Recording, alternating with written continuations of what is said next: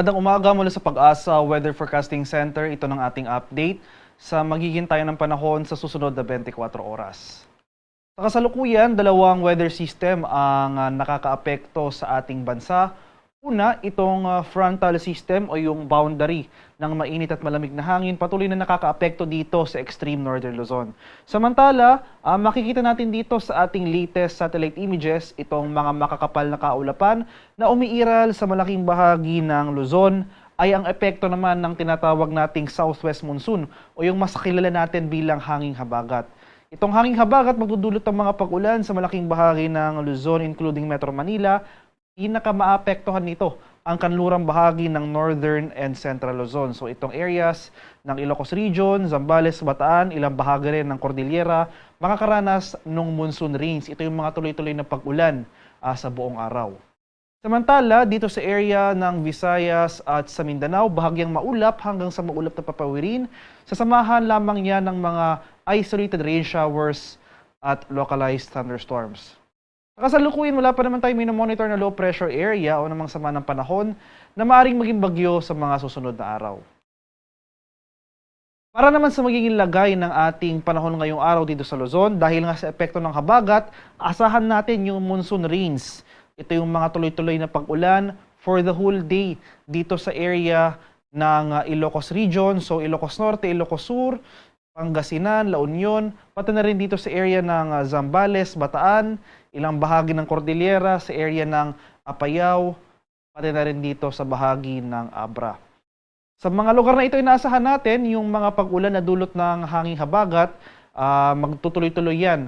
Simula late afternoon to evening, magpapatuloy yan hanggang madaling araw, pero posible magkaroon ng mga breaks o yung pagtigil ng tag-ulan from umaga to tanghali. Gayunpaman, itong western section ng Northern and Central Luzon, patuloy pa tayong maging handa to sa mga banta ng pagbaha at pagguho ng lupa, lalong-lalo na kung tuloy-tuloy ang pag-ulan na ating mararanasan. Maulap na kalangitan rin at mga kalat-kalat na pag-ulan at thunderstorms ang ating inaasahan for Metro Manila and the rest of Luzon. So asahan natin ang mataas sa tsansa ng pag-ulan.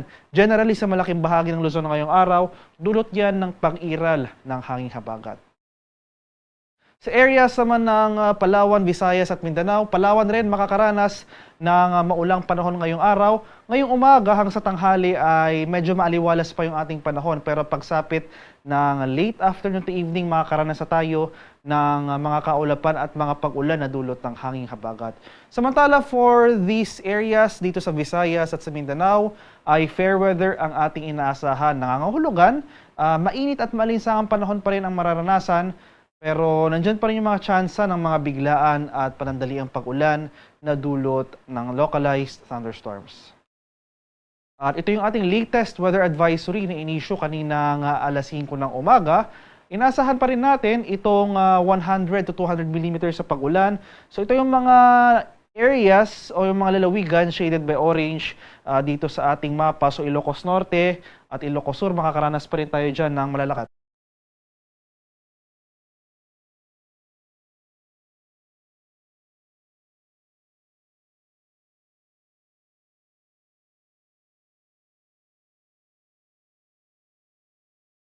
Yung 50 to 100 mm sa pag-ulan sa area ng Batanes at Pabuyan Islands. Dahil naman sa southwest monsoon, makakaranas rin tayo ng moderate to heavy rains dito sa areas ng Apayao, Abra, dito sa area ng La Union, Pangasinan, Zambales at sa Bataan. Bahagyang hihina yung mga pag-ulan na dulot ng habagat at pababawasan na rin yung mga pag-ulan na dulot ng frontal system. So, gayon pa man, dahil pa rin sa habagat, makakaranas pa rin tayo ng moderate to heavy rains dito sa area ng Ilocos Norte, Ilocos Sur, La Union, Pangasinan, Zambales at sa Bataan. So kung mapapansin po natin, no, halos puro western section ng Luzon yung mga areas na pinakamaapektuhan ng habagat sa susunod na 3 araw.